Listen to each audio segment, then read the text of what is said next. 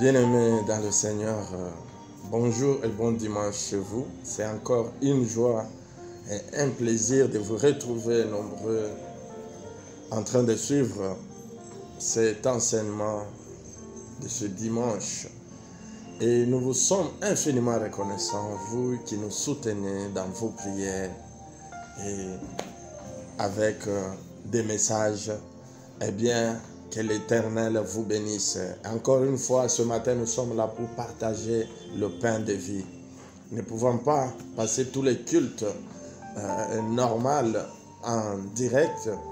Nous nous contentons juste d'un petit moment pour rendre grâce à celui qui nous a donné le souffle de vie et l'écouter nous parler. Et ce matin, nous allons échanger autour d'un thème qui est la suite des enseignements que nous avons commencé depuis le dimanche dernier sur le mystère caché de tous les âges et le mystère qui a été révélé à notre génération, à savoir Christ en nous, l'espérance de la gloire. Et nous développons différents sous-thèmes et aujourd'hui le sous-thème de ce grand thème, Christ en nous, l'espérance de la gloire, s'intitule « Développer sa passion pour Jésus-Christ ». Eh bien, vous l'avez entendu, nous allons essayer de partager la pensée du Seigneur autour du thème « Développer sa passion pour Jésus-Christ ». Avant tout cela, nous allons vous prier d'incliner nos têtes dans la prière pour adorer, même dans quelques secondes, et louer c'est Dieu bon, c'est Dieu grand et c'est Dieu merveilleux. Est-ce que nous pouvons prier ensemble?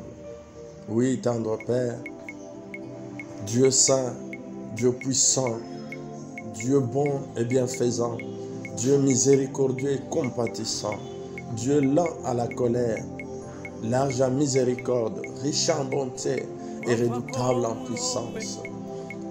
Nous nous prosternons devant toi, Créateur des cieux et de la terre, de l'univers visible et invisible. C'est toi le Dieu d'Abraham, le Dieu d'Isaac et le Dieu d'Israël. C'est toi que ce matin nous invoquons. C'est toi que ce matin nous louons pour tes grandes œuvres. Parce que c'est toi qui as créé la terre par ta puissance. C'est toi qui as fondé le monde par ta sagesse. C'est toi qui as étendu les cieux par ton intelligence. C'est toi qui as orné le ciel par ton souffle. Tu es le Dieu de tous les esprits et Dieu des esprits de toutes chairs. Tu es celui qui ne change pas. En toi, il n'y a ni changement ni ombre de variation. Tu es celui qui était, qui est et qui sera. C'est Dieu grand, infiniment grand, au point que les cieux, ni les cieux des cieux ne peuvent te contenir. Oui, nous t'élevons, toi, El Shaddai, Elohim, Adonai, El Elyon. C'est toi le Dieu très haut, le Dieu omniscient, omnipotent et omniprésent. Toi, le Père de notre Seigneur et Sauveur Jésus-Christ, l'agneau de Dieu qui ôte les péchés du monde, le lion de la tribu de Juda, la manne cachée, la rose de Saron, les lys de la vallée, l'étoile brillante du matin, le chemin, la vérité et la vie, la porte de brebis qui mène vers le vert pâturage. C'est toi l'admirable, c'est toi le conseiller, c'est toi le Dieu puissant, le Père éternel et le Prince de paix. Reçois l'honneur, reçois la magnificence, reçois la gloire pour les siècles des siècles. Au nom de Jésus, nous te rendons gloire pour la vie. Et je te bénis, Père, pour la vie de mon frère et ma soeur qui suit ce message à cet instant. Au nom de Jésus, nous avons ainsi prié. Amen.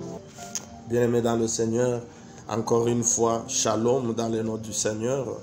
Et moi, c'est votre serviteur, pasteur Willy Musungula, pasteur responsable du centre évangélique Jésus la Porte, extension de Kinshasa, sur Cabinda 107, dans la commune de Kinshasa.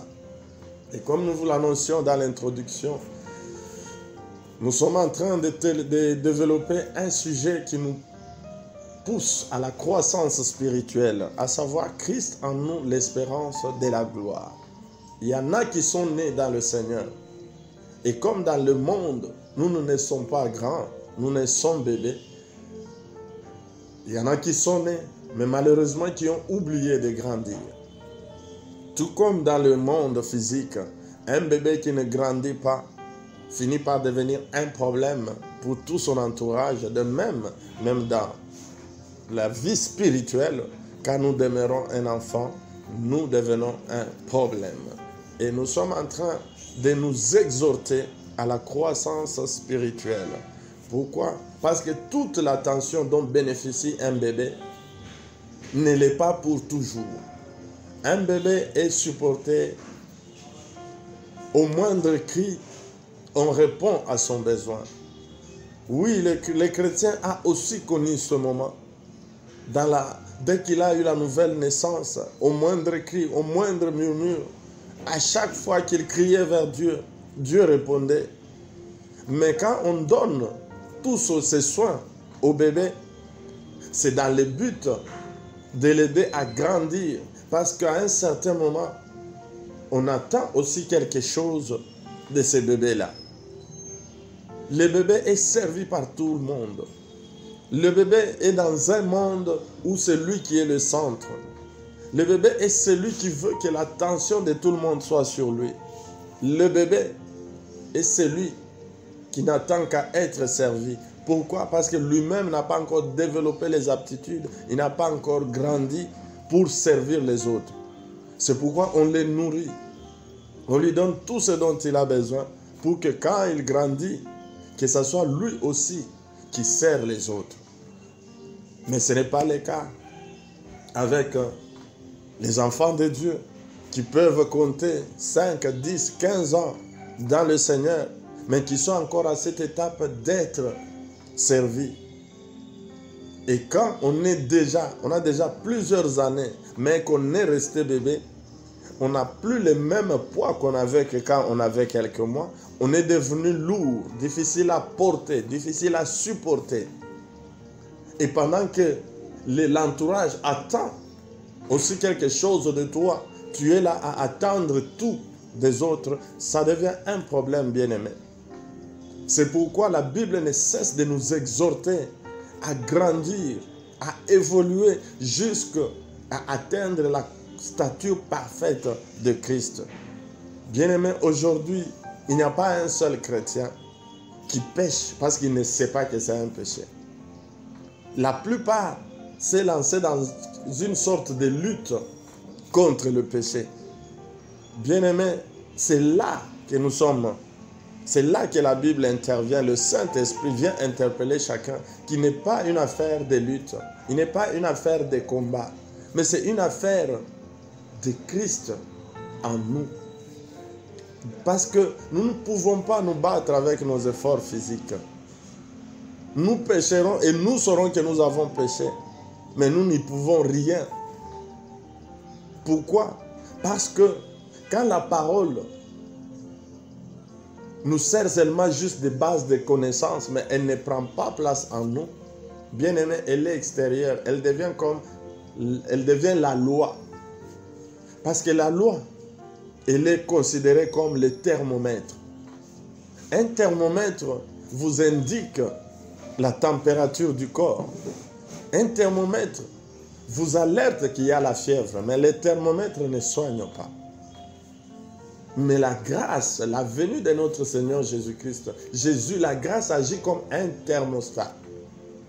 Un thermostat non seulement détecte la température, mais il régule la température.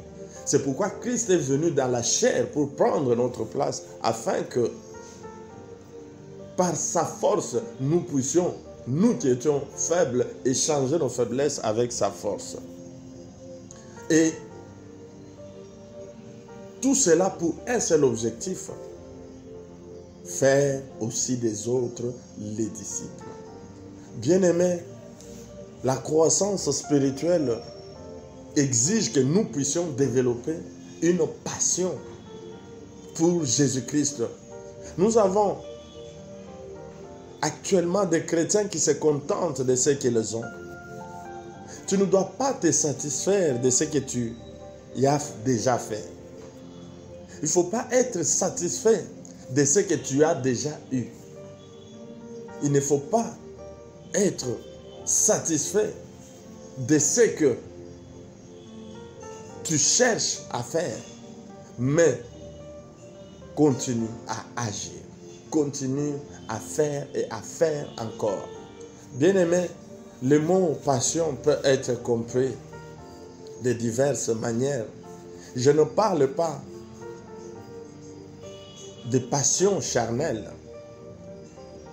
Je suis en train de parler de la passion pour Jésus-Christ. Parce que nous pouvons être passionnés par différentes choses. Nous pouvons être passionnés par différents plaisirs. Et nous voyons, nous savons, quelqu'un qui est passionné, c'est quelqu'un qu'on considère comme obsédé, pour ne pas dire possédé. Une personne qui est passionnée, c'est une personne qui est obsédée par la chose, par quelque chose, au point qu'il arrive qu'il s'oublie même. Nous voyons des gens qui peuvent être passionnés par la science, passionnés par les mathématiques, que quand il se met devant les équations, il oublie qu'il doit manger, il oublie qu'il doit se laver. Il peut passer toute sa journée devant ce qui les passionne. C'est pourquoi souvent on a toujours demandé aux gens qu'avant de faire quelque chose, il faut en avoir la passion. Parce que c'est la passion qui nous permet de braver certains obstacles. Quand on n'a pas la passion, on s'arrête net dès qu'on a un moindre obstacle. Et je ne veux pas échanger avec nous sur la passion par des définitions théoriques. Mais j'aimerais que nous prenions un exemple d'un homme passionné de Jésus-Christ. Et cet homme n'est pas autre que l'apôtre Paul. Nous essaierons de lire Actes chapitre 14. Nous lisons à partir du 4e verset en descendant. Acte 14, nous commençons au verset, on peut commencer au premier verset, et là où nous allons nous arrêter, là où nous pourrons nous arrêter. C'est l'histoire de Paul et Barnabas qui dit ceci, au premier verset. À Icône, Paul et Barnabas entrèrent ensemble dans la synagogue des Juifs, et ils parlèrent de telle manière qu'une grande multitude des Juifs et des Grecs crurent. Mais ceux des Juifs qui ne crurent point excitèrent et aigrirent les esprits des païens contre les frères. Ils restèrent cependant assez longtemps à Icône, parlant avec assurance, appuyés sur le Seigneur, qui rendait témoignage à la parole de sa grâce et permettait qu'il se fît par leurs mains des prodiges et des miracles. La population de la ville se divisa. Les uns étaient pour les Juifs, les autres pour les apôtres. Et comme les païens et les Juifs, des concerts avec leurs chefs se mettaient en mouvement pour les outrager et les lapider, Paul et Barnabas, en ayant eu connaissance, se réfugièrent dans les villes de la Lycaonie, à Lystre et à Derbe, et dans la contrée d'alentour, et ils y annoncèrent la bonne nouvelle. À Lystre, c'est là que commence notre histoire. À Lystre, se tenait assis un homme impotent de pied, boiteux de naissance et qui n'avait jamais marché. Il écoutait parler Paul. Et Paul, fixant les regards sur lui et voyant qu'il avait la foi pour être guéri, dit d'une voix forte, « Lève-toi droit sur tes pieds. » Et il se leva d'un bond et marcha. À la vue de ce que Paul avait fait, la foule éleva la voix et dit en langue lycaonienne, les dieux sous une forme humaine sont descendus vers nous. Ils appelaient Barnabas Jupiter et Paul Mercure, parce que c'était lui qui portait la parole. Le prêtre de Jupiter, dont le temple était à l'entrée de la ville, amena des taureaux avec des bandelettes vers les portes et voulait de même que la foule offrir un sacrifice. Les apôtres Barnabas et Paul, ayant appris cela, déchirèrent leurs vêtements et se précipitèrent au milieu de la foule, en s'écriant, « Ô homme, pourquoi agissez-vous de la sorte? Nous aussi, nous sommes des hommes de la même nature que vous. et vous apportant une bonne nouvelle, nous vous exhortons à renoncer à ces choses vaines pour vous tourner vers le Dieu vivant qui a fait le ciel et la terre, la mer et tout ce qui s'y trouve. Ce Dieu, dans les âges passés, a laissé toutes les nations suivre leur propre voie. Quoiqu'il n'ait cessé de rendre témoignage de ce qu'il est, en faisant du bien, en vous dispensant du ciel les pluies et les saisons fertiles, en vous donnant la nourriture avec abondance et en remplissant vos cœurs de joie. À peine purent-ils, par ces paroles, empêcher la foule de leur offrir le sacrifice. Bien-aimés, cette histoire est en train de nous raconter l'épisode de Paul et Barnabas à Lystre. Pendant que Paul était en train de prêcher, la parole dit qu'il y avait un boiteux de naissance qui était en train de suivre.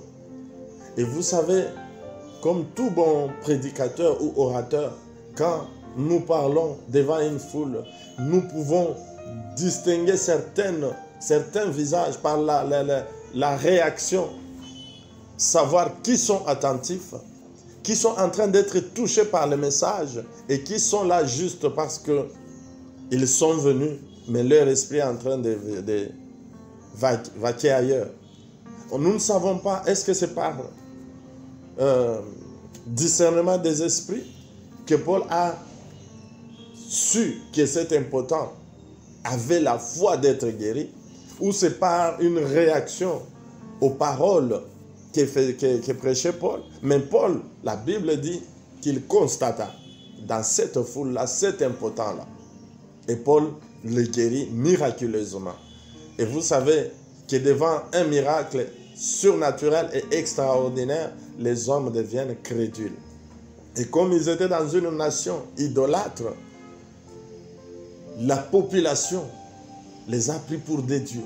Parce que faire marcher un impotent de naissance, bien aimé, cela relève d'une récréation. Ça veut dire c'est des nouvelles jambes qui sont en train d'être créées. Donc, les jambes de cet impotent se trouvaient dans la bouche de Paul. Donc, quand Paul a parlé, il a créé de nouvelles jambes. Et c'est comme ça qu'il a été associé, assimilé à un Dieu. Et on l'appelait lui, on les a nommés selon les divinités qui étaient adorées à Lystre. Et les prêtres de Jupiter ont même apporté des taureaux pour faire des sacrifices. Et la Bible, la réaction de Paul montre une réaction qui ne se vit plus dans notre époque. Imaginez-vous, au moment où aujourd'hui, même la guérison d'un rhume, on veut la faire passer à des médias. C'est donner tous les titres du monde. Quand les gens nous jettent toutes sortes d'éloges, nous sommes contents, nous acceptons tous les surnoms qu'on nous donne. Il y en a qui ont accepté des surnoms qui frisent même le blasphème. Il y en a qui ont pris même la place de Dieu. Mais regardez celui qui a accompli un miracle authentique, extraordinaire.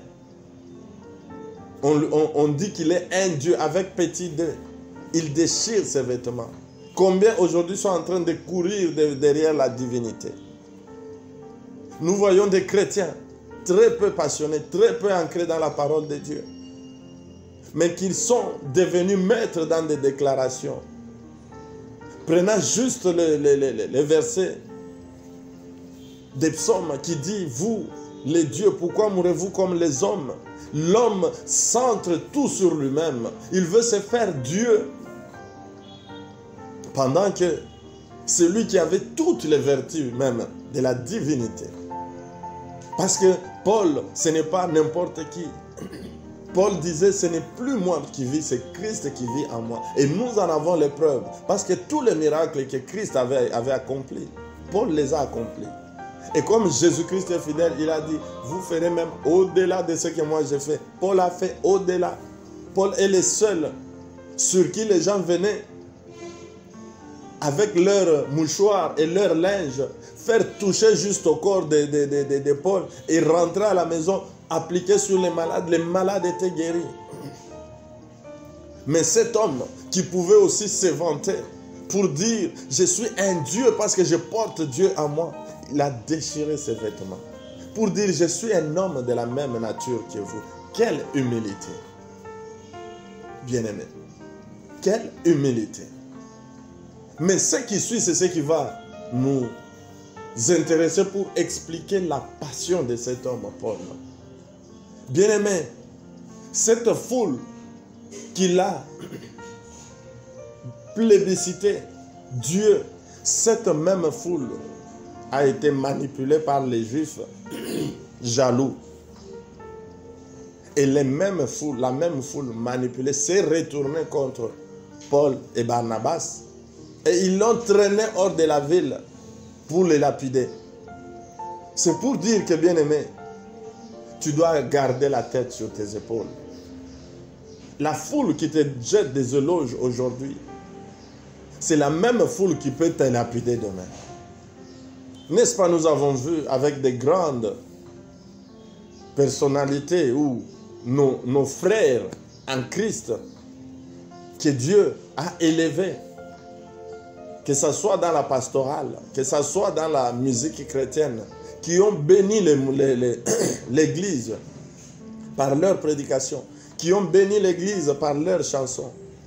Tout le monde ne jurait que sur ces hommes de Dieu.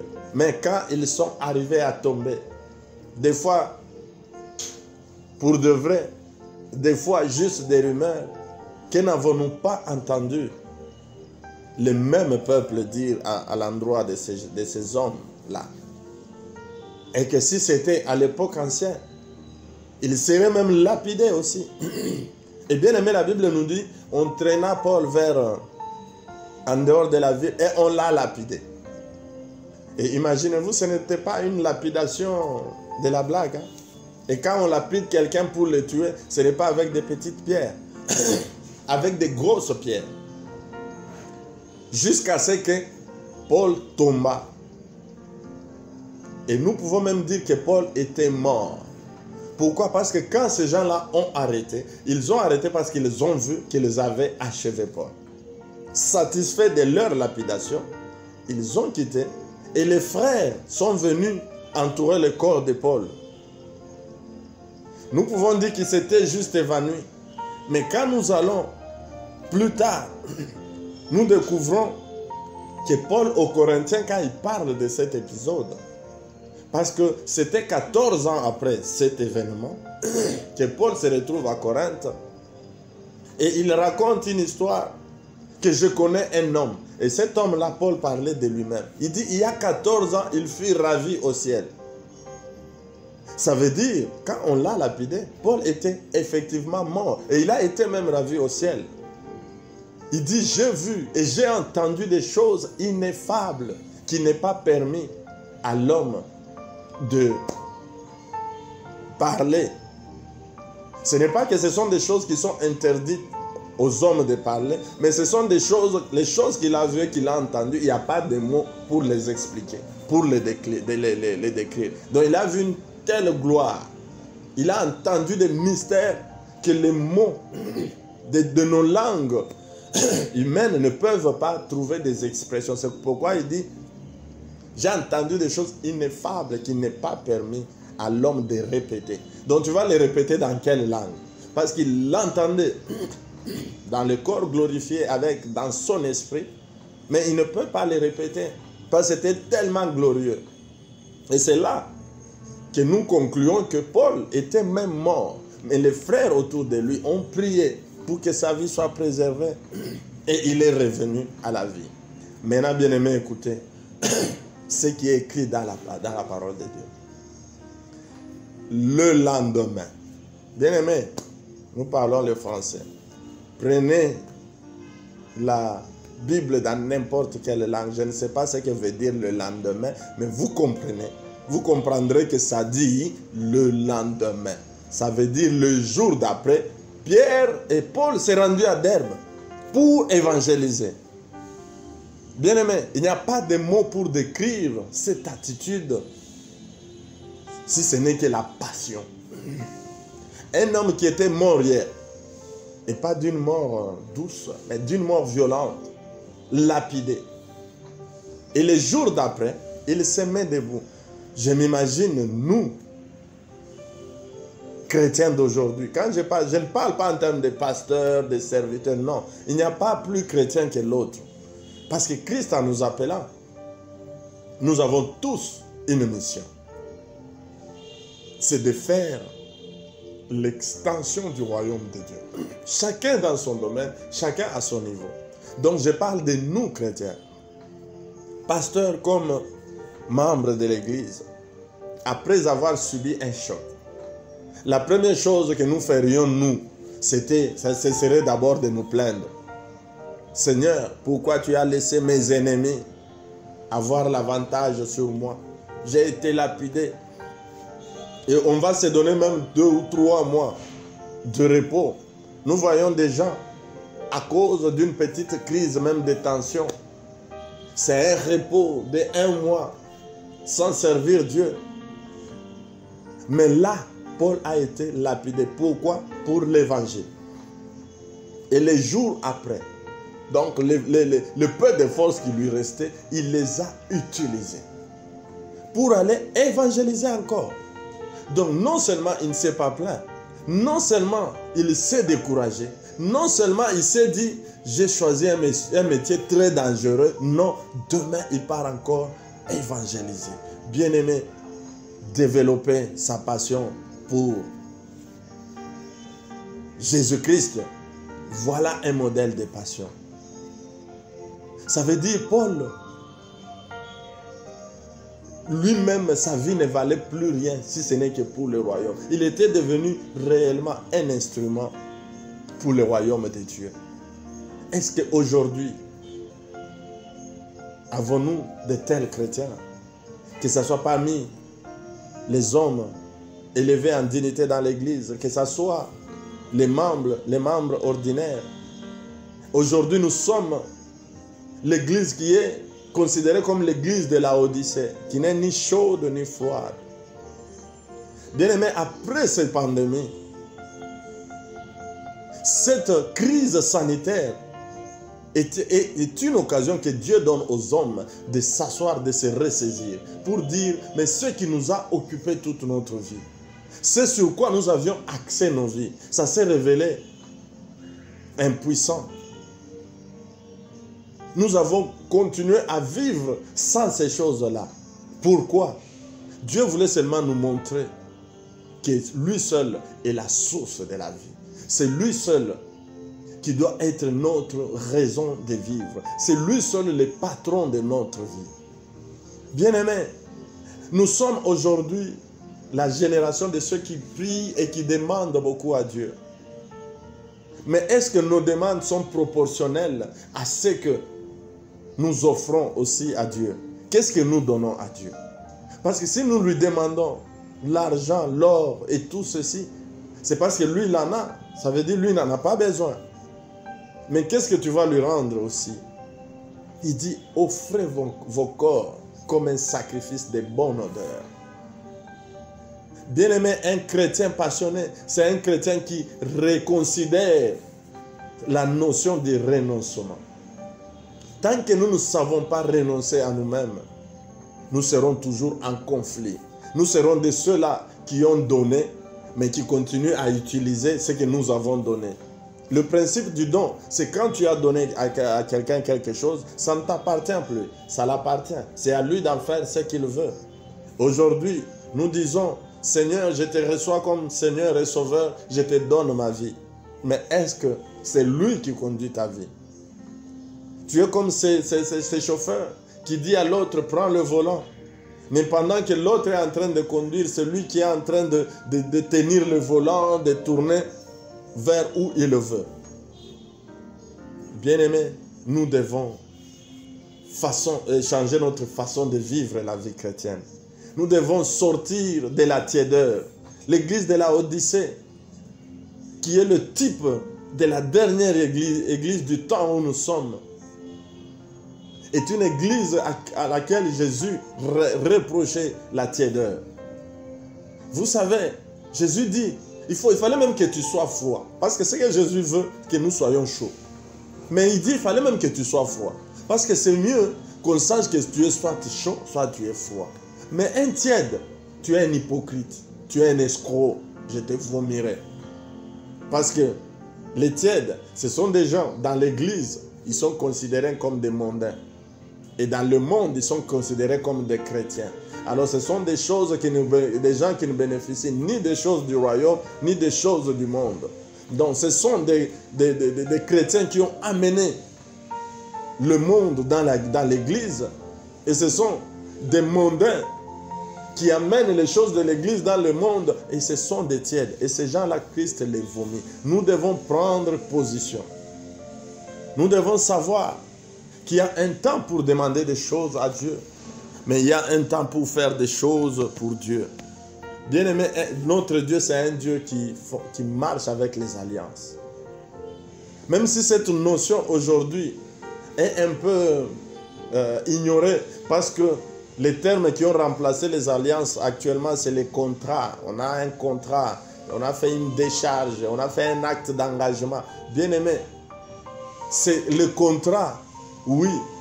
Il peut expliquer une alliance, mais l'alliance est au-dessus d'un contrat. Et dans les alliances fortes, il y a toujours un sang qui est versé. Ce qu'on mentionne dans nos Bibles Ancien et Nouveau Testament, le vrai mot qui est utilisé, c'est l'ancienne alliance et la nouvelle alliance. Dieu est un Dieu qui fonctionne avec les alliances. Parce que nous avons oublié ce terme d'alliance, que nous n'en prenons pas la valeur. Parce qu'un contrat peut être violé, ça n'a pas les mêmes conséquences qu'une alliance. Une alliance a des conséquences et physiques et spirituelles. C'est pourquoi Dieu respecte scrupuleusement une alliance. Mais parce que nous n'en avons pas la même notion, nous ne prenons pas les choses au même degré, nous violons délibérément nos alliances avec Dieu. Et nous croyons que Dieu aussi peut oublier une alliance. Non, bien-aimé. Nous sommes dans une alliance qui est au-dessus de toutes les alliances. Parce que ça a été conclu sur un autel qui est au-dessus de tous les autels. Bien-aimé, la croix, l'œuvre de la croix est le sacrifice suprême de l'alliance qui nous engage avec Dieu. Et dans cette alliance, Dieu s'est engagé à faire des choses pour nous. Mais en même temps, dans toute alliance, il y a les bénéfices, il y a aussi les devoirs. Dieu ne vient pas conclure une alliance avec nous pour rien. C'est parce qu'il y a des choses que lui attend de nous et il y a des choses que nous attendons de lui. Mais parce que Dieu est fidèle, lui, il respecte toujours son alliance. Bien-aimés dans le Seigneur, rentrons dans l'alliance de la croix. Cherchons à marcher avec Christ. Nos moments d'intimité, ça ne doit pas être des moments réduits juste à des demandes, chers chrétiens. Nous pouvons nous vanter, je passe 2, 3, 4, 5 heures dans la prière. Et pendant ces 5 heures-là, tu fais quoi? Tu ne fais que demander. En commençant par les guilles jusqu'aux avions. Mais qu'est-ce que tu fais pour Dieu? Est-ce que tu as même le temps d'écouter ces dieux-là? Pendant que cette parole est en train de t'être prêchée, est-ce que tu as même la passion, tu as même l'envie d'écouter cette parole? Nous voulons parler à Dieu, mais nous ne voulons pas laisser Dieu nous parler. Nous aimons les choses de Dieu, mais nous n'aimons pas les dieux de ces choses. Bien-aimés, il est temps que nous puissions changer le fusil d'épaule. Que nous renoncions. Quand nous renonçons, bien-aimés, dans le Seigneur, même les bénédictions matérielles qui nous sont promises, elles nous sont données, mais elles deviennent juste des instruments pour annoncer l'évangile. Bien-aimés, Paul dit, je sais vivre dans la abondance, je sais vivre dans la disette. Ça veut dire Paul a connu la disette, mais il a connu aussi l'abondance. Paul, tout ce qu'il pouvait avoir, il l'a mis au service de l'évangile. Paul a sillonné le monde entier, bravant même la mort, comme le cas de Lystre, où il a été lapidé jusqu'à mort. Bien-aimé, quand on est passionné de Christ, on comprend. Même Paul est arrivé jusqu'à aimer, jusqu'à dire, c'est un privilège pour moi d'avoir même part aux souffrances de Christ. La croissance, la maturité spirituelle nous fera aimer même les épreuves, même les tribulations. Mais est-ce que sommes-nous prêts, nous chrétiens d'aujourd'hui, à faire face à la tribulation? Ce matin, ce n'était qu'une exhortation pour dire que nous devons sortir de l'enfance spirituelle. Nous devons grandir. Nous devons développer cette passion, cet amour pour Jésus à toute épreuve. Cessez de menacer Jésus parce qu'on est en train de traverser un temps difficile.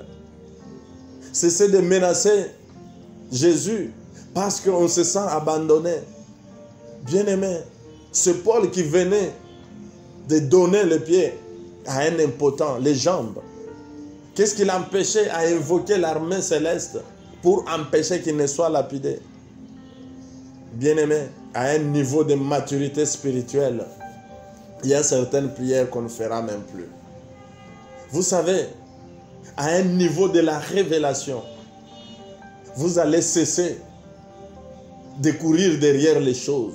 Et c'est quand vous aurez atteint ce niveau de révélation que même les choses derrière lesquelles vous avez couru sans les trouver, vous les trouverez sans les chercher.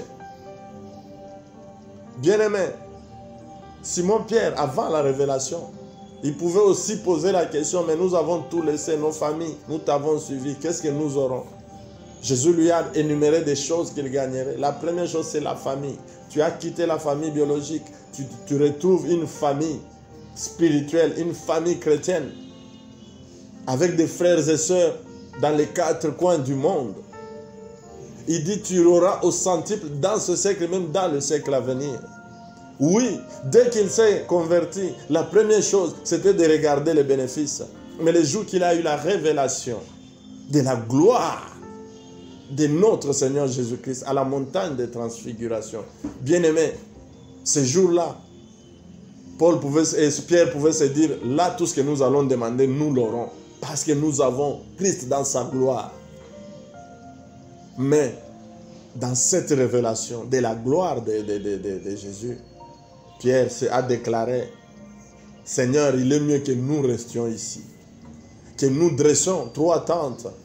L'une pour toi, l'une pour Moïse et l'autre pour Élie. S'oubliant même lui-même, bien-aimé. Oubliant même les amis avec qui, les autres disciples, avec qui ils étaient montés. Parce qu'il a découvert la gloire. Il a eu la révélation. La prière n'était plus à Seigneur, donne-moi ceci, Seigneur, donne-moi cela. Bien-aimé, c'est à ce niveau que tu dois arriver. Ce mystère qui a été caché dans tous les âges, qui nous a été révélé. Christ en nous, l'espérance de la gloire. Nous sommes devenus une race qui n'avait jamais existé. Nous sommes devenus une race élue, une nation sainte, un sacerdoce royal. Il est temps que nous puissions exercer notre sacerdoce. Et pour cela, nous avons besoin d'avoir la passion pour Christ. Bien-aimés dans le Seigneur, c'était cela l'interpellation que le Saint-Esprit nous a mis à cœur de partager avec vous ce matin. Que le Saint-Esprit vous aide à comprendre au-delà des paroles qui sont sorties de notre bouche. Que mon Dieu vous bénisse. Disons merci à Dieu pour ce message. Oui, tendre Père, nous te disons merci pour cette parole, pour cette interpellation. Nous voulons, Seigneur, comme ta parole déclare par la bouche de ton serviteur Paul, soyez mes imitateurs comme moi je le suis de Christ. Oui, Seigneur, il n'a pas seulement dit ça, mais il l'a prouvé par une passion, oh Seigneur, au-delà de la passion normale. Mais tout cela parce que ce n'était plus lui qui vivait, mais c'est Christ qui vivait en lui. Seigneur Jésus, viens, prends toute la place dans nos cœurs. Nous te laissons, nous t'ouvrons, Seigneur, notre esprit. afin que tu puisses, Seigneur, régner et que nous soyons, Seigneur, passionnés pour toi, passionnés pour les âmes, Seigneur, perdues, passionnés pour l'accroissement ou l'expansion du royaume des cieux. C'est dans le puissant et glorieux nom de Jésus que nous avons ainsi prié. Nous disons Amen.